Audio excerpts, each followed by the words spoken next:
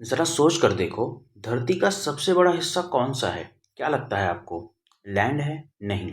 Sky है? नहीं, वो भी नहीं है। बल्कि ओशन है, यानी समुद्र। लेकिन शॉकिंग बात यह है कि हम मून के बारे में बहुत ज़्यादा जानते हैं, बहुत एक्सप्लोरेशन की है हमने। लेकिन अपने ही ओशन के बारे में हमें बहुत कम नॉलेज है, अगर मैं डीप ओशन की बात करूं स्पेसिफिकली। और अब इंडिया ने एक ऐसा कदम उठाया है जो इस मिस्ट्री को सॉल्व कर सकता है। भारत ने बनाया है अपना पहला डीप सी नेशनल रेपोजिटरी, यानी गहरे समुद्र में रहने वाले जीवों का एक नेशनल डेटाबेस। नाउ अब देखो, क्वेश्चन फिर भी यहाँ पे आता है कि आखिर डीप सी ऐसा क्या खास है, इसमें ऐसी क्या खासियत है, करेगा क्या एग्जैक्टली ये, वहाँ के जीव इतने इंपॉर्टेंट हैं क्यों, और इंडिया इंडिया को इसकी ज़रूरत क्यों पड़ रही है। तो आज की इस वीडियो में हम जानेंगे कि आखिर डीप सी रेपोजिटरी क्या है, इसमें क्या स्टोर किया जाता है, और कैसे ये फ्यूचर साइंस और टेक को बदल सकता है।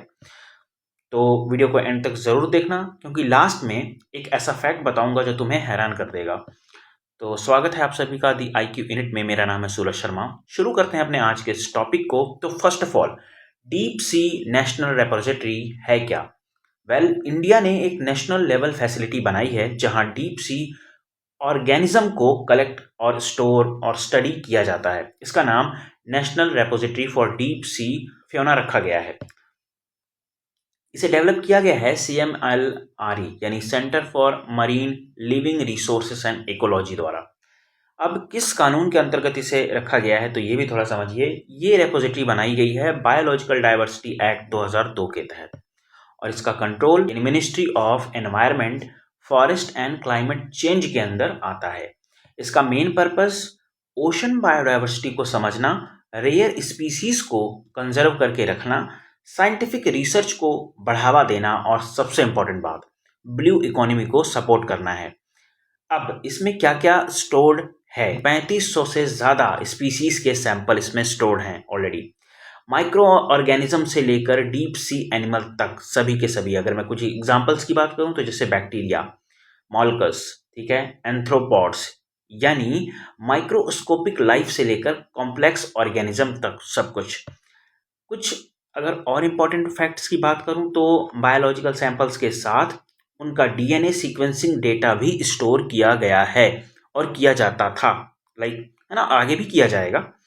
अब ये इंडिया के लिए डीप सी स्पीसीज का ऑफिशियल रेफरेंस सेंटर बन चुका है। इसमें डीप सी टैक्सोनॉमी भी डेवलप की जा रही है, यानी स्पीसीज की क्लासिफिकेशंस, और ये सपोर्ट करता है डीप सी ओशन मिशन 2021 को। अगर मैं बात करूं डीप सी ओशन मिशन के बारे में, तो इस पे मैं ऑलरेडी बहुत सारी वीडियो बना चुका हूं। अगर आपको इसके बारे में जानकारी चाहिए कि आखिर डीप सी ओशन मिशन क्या था, है ना, तो इसके इसके जो भी ऑफिशियल मतलब वीडियो मैंने बना रखे हैं वो कमेंट में मैं पिन कर दूंगा, तो आप वहां से इनको वॉच कर सकते हैं। उसके बाद आपको जो ये डीप सी ओशन, है ना, रेपोजिटरी वाला ये जो कॉन्सेप्ट अभी आया है, जो टेक अभी लॉन्च हुआ है, इसके बारे में और बेहतर एक अंडरस्टैंडिंग मिलेगी। और एक लास्ट पॉइंट मैं ये भी कहूँगा कि जो DNA सीक्वेंसिंग डेटा स्टोर किया जा रहा है, ये पहले नहीं था। एज ऑफ नाउ अभी स्टार्ट हुआ है, और आगे फ्यूचर में और इसमें एडवांसमेंट आएगी, है ना। पहले ये DNA वाला डेटा जो था हम स्टोर नहीं करते थे, केवल और केवल बायोलॉजिकल सैंपल्स ही इनके स्टोर करते थे। अब मैनेज कौन करता है इन सबको? इनको मैनेज करता है, जैसे कि मैंने आपको बताया, मिनिस्ट्री ऑफ अर्थ साइंसेस के अंडर ये आता है, तो वही इसे मैनेज करता है। और ये इंडियन वाटर्स और एक्सक्लूसिव इकोनॉमिक जोन में ही रिसर्च करता है, क्योंकि इसके बाहर नहीं कर सकता, है ना। जो भी हमारी एक वर्ल्ड लेवल पर कम्युनिटी है, उसने सबके एक्सक्लूसिव इकोनॉमिक जोन डिफाइन कर रखे हैं। उसी में वो पर्टिकुलर देश अपनी रिसर्च और जितने भी फर्दर डेवलपमेंट है वो कर सकता है, उसके बाहर नहीं कर सकता, है ना। अब मेरा एक आपसे सवाल है कि डीप सी में लाइफ सर्वाइव करती कैसे होगी? क्योंकि बहुत सारे रीज़न है, फैक्टर हैं। क्यों? क्योंकि देखो, ना तो कोई डीप सी में देखो सनलाइट नहीं पहुंचती है, कोई एक्सपोजर नहीं होता है, बहुत ज़्यादा एक्सट्रीम प्रेशर होता है, एक्सट्रीम कोल्ड भी होता है ना, फिर भी लाइफ एग्जिस्ट करती है, which is truly mind blowing अगर आप सोच कर देखो, है ना। और एक फैक्ट बताता हूँ आपको, डीप सी ऑर्गेनिज्म से फ्यूचर मेडिसिन बन सकती है, कैंसर ट्रीटमेंट से लेकर न्यू एंटीबायोटिक्स तक। साथ ही, यानी समुद्र सिर्फ पानी नहीं, फ्यूचर का बायोलॉजिकल ट्रेजर भी है। तो गाइस, इंडिया का ये डीप सी रेपोजिटरी सिर्फ एक डेटाबेस नहीं, ये फ्यूचर साइंस का फाउंडेशन है। आज हम समुद्र को समझ रहे हैं, कल शायद उसे एनर्जी, मेडिसिन और रिसोर्सेज भी निकालेंगे।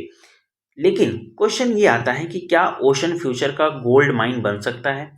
अपना आंसर कमेंट में आप ज़रूर बताना। अगर वीडियो आपको पसंद आई हो तो लाइक करना, शेयर करना और सब्सक्राइब करना तो भूलना ही मत। अब मिलते हैं अगली वीडियो में एक और अमेजिंग टॉपिक के साथ। तब तक के लिए stay tuned, stay curious and stay scientific.